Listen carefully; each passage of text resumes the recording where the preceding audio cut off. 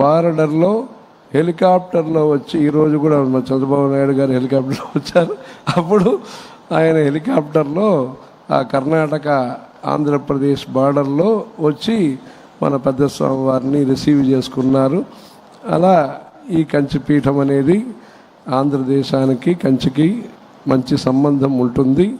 దీంట్లో ఆది శంకరాచార్యులు ఒక ఉపదేశం చేశారు. ఏం చేశారంటే, కుత్ర విధేయో యత్న, ఎక్కడ మన ఎఫర్ట్, మన ప్రయత్నం ఎక్కడ ఉండాలి అని చెప్తూ, విద్యాభ్యాసే సదౌషధే దానే అని 3 విషయాలు చెప్పారు.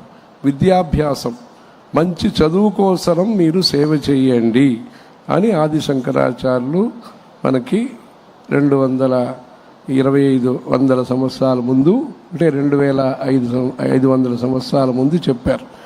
రెండో విషయం ఆయన చెప్పింది సదౌషధే, మంచి మందులు అంటే వైద్యం కోసరం మీరు సేవ చేయండి అని రెండో విషయం చెప్పారు.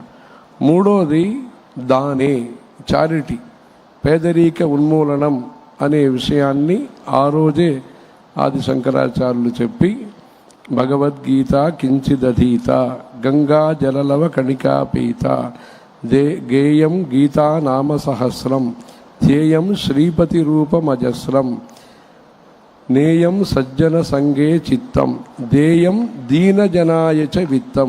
ఎవరైతే ఆర్థికంగా వెనకబడిన వాళ్ళు ఉంటారో, ఎవరికి అవసరాలు, ఎలాంటి అవసరాలు ఉంటాయో ఆ అవసరాలను గుర్తించి వారికి సహాయ సహకారం చేయండి, చారిటీ చేయండి అని చెప్పారు. అలా 5 విషయాల్ని మనం సంపాదించాలి అన్నారు. అది ఏం చెప్పారంటే, కిం సంపాద్యం మనుజైహి, విద్య చదువు, విత్తం ఆర్థికంగా బలంగా ఉండాలి, బలం శరీరంలో మంచి యోగాభ్యాసం